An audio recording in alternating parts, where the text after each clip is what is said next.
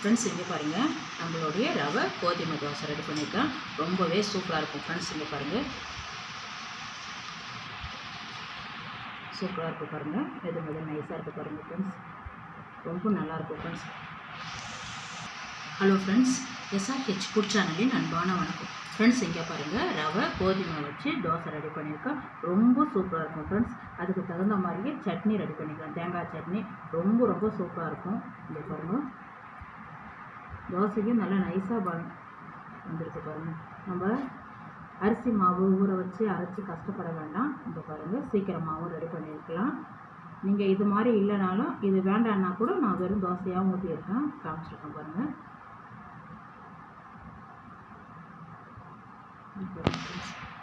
இவ்வளோ ஒரு நைஸாக சாஃப்டாக இருக்குது பாருங்கள் தோசை. இந்த சட்னியை தொட்டுட்டு அப்படி சாப்பிட்டு பாருங்கள். பாருங்கள் ஃப்ரெண்ட்ஸ், ரொம்ப நல்லாயிருக்கும் ஃப்ரெண்ட்ஸ். வாங்க ஃப்ரெண்ட்ஸ், வீடியோக்குள்ளே போகலாம் ஃப்ரெண்ட்ஸ். இங்கே பாருங்கள், அரை கப்பு ரவை எடுத்துருக்கேன். இதை மிக்சியில் நல்லா அரைச்சிடலாம் ஃப்ரெண்ட்ஸ். இங்கே பாருங்கள், ஜாரில் சேர்த்து நல்லா அரைச்சிடலாம்.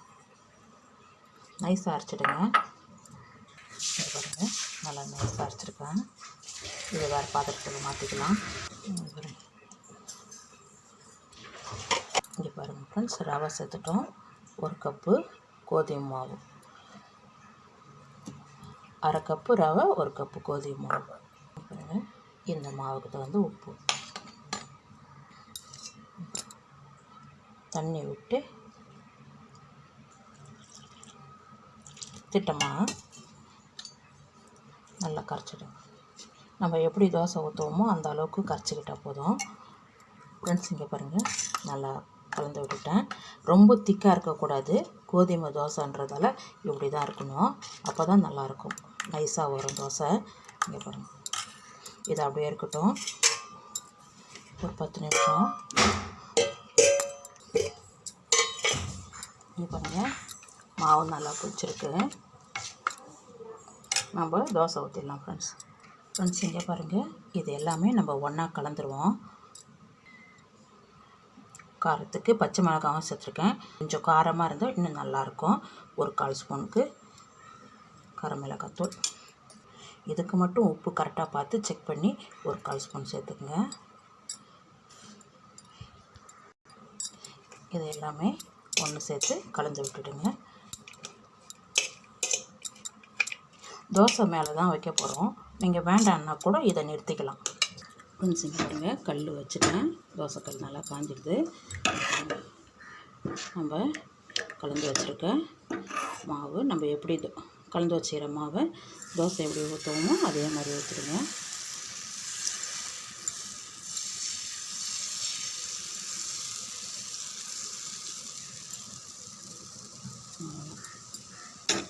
நீங்கள் இதுவே போதுன்னா கூட இதே மாதிரி தோசை ரெடி பண்ணிக்கலாம் ஃப்ரெண்ட்ஸ். நம்ம ரெடியாக வச்சுருக்க கேரட்டு,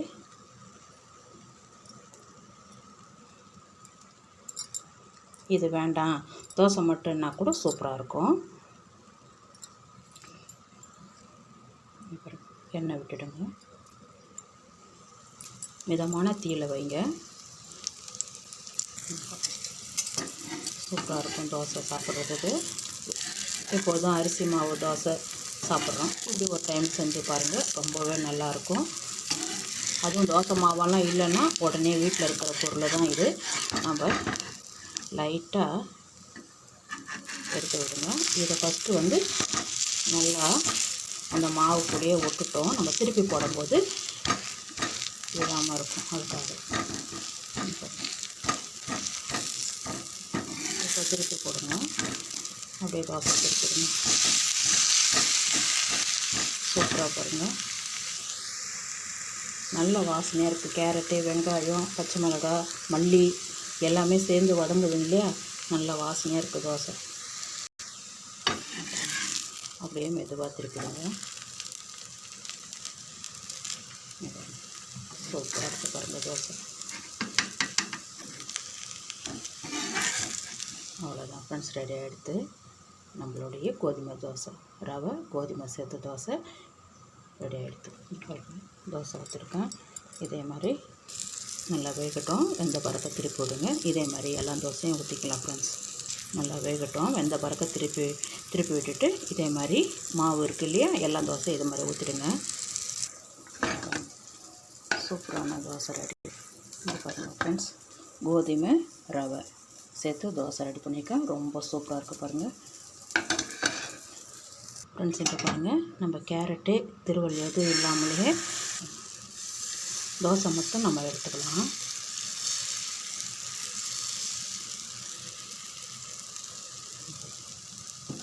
இப்போ இது மேலே எண்ணெய் விட்டாலே ரொம்ப சூப்பராக இருக்கும். கேரட்டு வெங்காயம் எதுவுமே சேர்க்கலனாலும் இந்த தோசை மட்டும் போதும். எண்ணெய் விட்டுட்டேன், அப்படி ஒரு சூப்பராக இருக்கும் ஃப்ரெண்ட்ஸ். தோசை எண்ணெய் விட்டுருக்கேன் பாருங்கள். கோதுமை தோசைன்னு சொல்லவே மாட்டாங்க, அவ்வளோ ஒரு சூப்பராக இருக்குது பாருங்கள். அப்படி கலர் மாதிரி சூப்பராக இருக்கும் தோசை சாப்பிட்றதுக்கு. நீங்கள் இது மேலேயே முட்டை தோசை கூட ஊற்றிக்கலாம், ரெடி பண்ணிக்கலாம். மசாலா தோசை, மசாலா உருளைக்கிழங்கெல்லாம் பொரித்து அதை கூட சேர்த்துக்கலாம். இங்கே பாருங்கள், கலர் பார்த்திங்களா, கோல்டன் கலரில் தோசை பாருங்கள், சூப்பராக இருக்குது பாருங்கள் ஃப்ரெண்ட்ஸ். இங்கே பாருங்கள், தோசை ரெடி பண்ணிக்கலாம். ரொம்ப சூப்பராக இருக்கும் ஃப்ரெண்ட்ஸ், நைஸாகவே இருக்கும் ஃப்ரெண்ட்ஸ். இங்கே பாருங்கள், கேழ்வரகு மாவு ரவை சேர்த்து தோசை ரெடி பண்ணியிருக்கேன். ரொம்பவே சூப்பராக இருக்கும் ஃப்ரெண்ட்ஸ். தேங்காய் பொட்டுக்கடலை சட்னி ரெடி பண்ணியிருக்கேன்.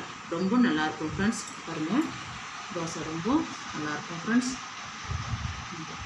மெதுவாக இருக்குது பாருங்கள், நைஸாகவும் இருக்கும். சாப்பிட்றதுக்கு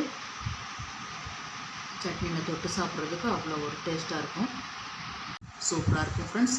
கேரட்டு மிளகு வெங்காயமெல்லாம் இருக்குது, சூப்பராக இருக்கும். தோசை சேர்த்து சாப்பிட்றதுக்கு அவ்வளோ ஒரு சூப்பராக இருக்கும் ஃப்ரெண்ட்ஸ். கேழ்வரகு தோசை ரொம்ப நல்லாயிருக்கும் ஃப்ரெண்ட்ஸ்.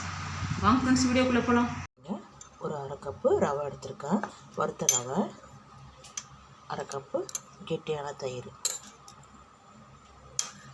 அரை கப்பு தயிர், கெட்டியான தயிர் நல்லா கலந்து விட்டுட்டுங்க. தண்ணி விட்டு கலந்து விடுங்க. ஒரு 10 நிமிஷம் நல்லா ஊறிடும். அதுக்கப்புறம் நம்ம மிக்சியில் அரைச்சிடலாம். பாருங்க, அப்புறம் மூடி வைங்க. 10 நிமிஷம் ஆகட்டும். நல்லா ஊறி இருக்கு. இப்போ நம்ம ஜாரில் சேர்த்து அரைச்சிடலாம்.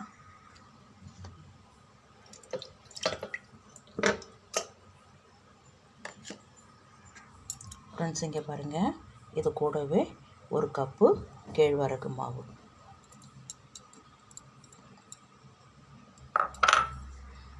அப்படி சேர்த்து நல்லா நம்ம தோசை பதத்துக்கு அரைச்சிடுங்க. இது பாருங்கள், நல்லா அரைச்சிட்டேன். நம்ம பாத்திரத்துக்கு மாற்றிக்கலாம். பாத்திரத்தில் மாற்றிட்டேன். இங்கே பாருங்கள், வெங்காயம் 2, கேரட்டு துருவல், கருவேப்பிலை, கொத்தமல்லி, மிளகாய், பச்சை மிளகாய் கொஞ்சம் தான் சேர்த்துருக்கேன். பச்சை மிளகாய், மிளகு ஒரு 1/4 ஸ்பூன் எல்லாமே சேர்த்து நல்லா கலந்து விடுங்க. தண்ணியாக இருக்கணும். நம்ம ரவை தோசை எப்படி ரெடி பண்ணுறோமோ அந்த மாதிரி தான் இருக்கணும். நம்ம ஊற்றுனோடனே கிடுகிடுன்னு ஓடிறது பாருங்கள். இந்த அளவுக்கு இருந்தால் போதும். வாங்க தோசைக்கல்லில் ஊற்றிடலாம். ஃப்ரெண்ட்ஸ், உப்பு செக் பண்ணிக்கோங்க, இன்னும் கம்மியாக இருக்குது, அதனால் உப்பு கொஞ்சம் சேர்த்துருக்கேன். செக் பண்ணிவிட்டு கலந்து விடுங்க. வாங்க தோசைக்கல்லில், இங்கே பாருங்கள், உப்பு சேர்த்து கலந்தாச்சு. நம்ம தோசைக்கல்லில் ஊற்றிடலாம். இங்கே பாருங்கள், தோசைக்கல் வச்சுருக்கேன். நம்ம ரவை தோசை ஊற்றுற மாதிரியே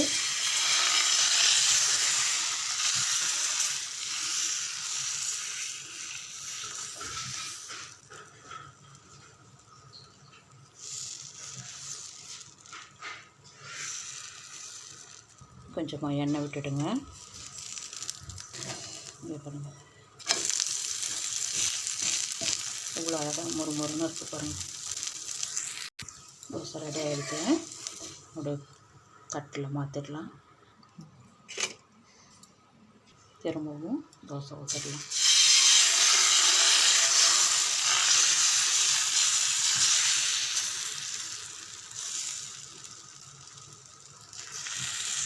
இந்த கேப்பெல்லாம் அப்படியே ஃபில் பண்ணிவிட்டுங்க, தீத்தக்கூடாது. அவ்வளோதான். கொஞ்சோண்டு எண்ணெய் விட்டுடுங்க.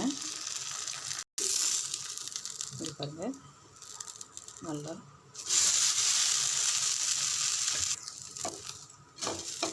அவ்வளோதான் ஃப்ரெண்ட்ஸ், ரெடி ஆகிடுது. நம்மளுடைய தோசை ரெடி ஆகிடுது. வாங்க ஃப்ரெண்ட்ஸ் சாப்பிட போகலாம். ஃப்ரெண்ட்ஸ் இங்கே பாருங்கள், கேழ்வரகு மாவு ரவை சேர்த்து தோசை ரெடி பண்ணியிருக்கேன். ரொம்பவே சூப்பராக இருக்கும் ஃப்ரெண்ட்ஸ். இந்த வீடியோ பிடிச்சிருந்தா லைக் பண்ணுங்கள், ஷேர் பண்ணுங்கள், கமெண்ட் பண்ணுங்கள், மறக்காம நம்ம சேனலுக்கு சப்ஸ்கிரைப் பண்ணுங்கள். அப்படியே பக்கத்தில் இருக்க பெல் ஐகானை கிளிக் பண்ணுங்கள். Thank you friends.